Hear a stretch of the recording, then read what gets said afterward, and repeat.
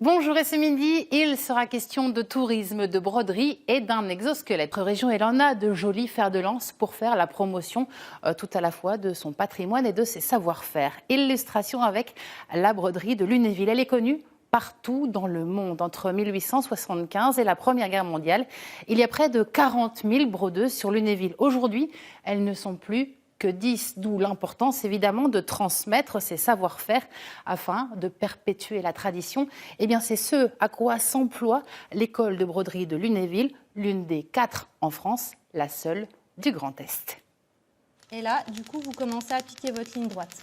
Elles apprennent ici la technique de la broderie perlée de Lunéville, un savoir-faire unique remontant à 1875.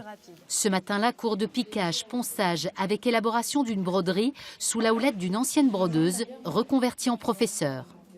Quand tu resserres, tu as tendance à faire plus anguleux. Ouais.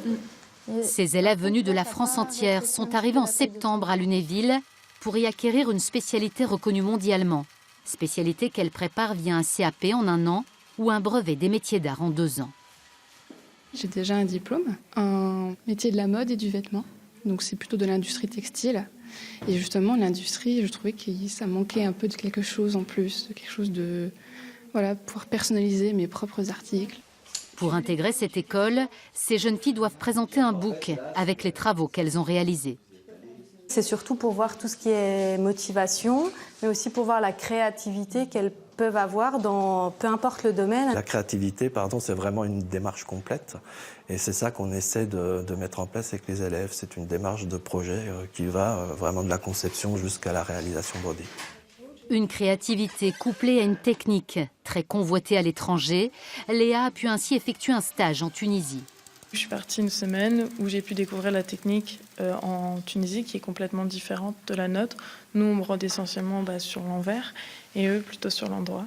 Et après, je me suis aussi un petit peu confrontée à la réalité de la productivité en fait. Les métiers d'art ont besoin de vous pour faire perdurer cette excellence. Une excellence saluée ce jour-là par le proviseur du lycée.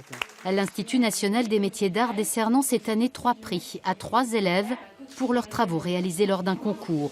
Un plus sur les CV de ces brodeuses, une vraie reconnaissance pour l'équipe enseignante. Parmi les lauréates, Lucille, en formation continue à la maison Vuillaume de Diarville, sous-traitant pour le luxe et le prêt-à-porter.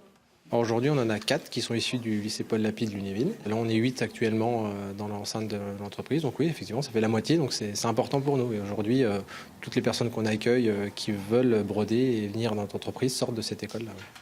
Une maison pour laquelle Lucille veut relancer la création de sacs à main en broderie perlée qui firent la renommée de cet atelier autrefois.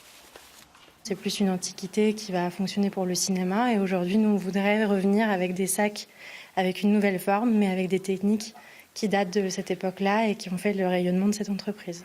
Avec à n'en pas douter un bel avenir pour la broderie perlée, grâce à ces jeunes brodeuses formées à Lunéville, elles sont une 30aine cette année.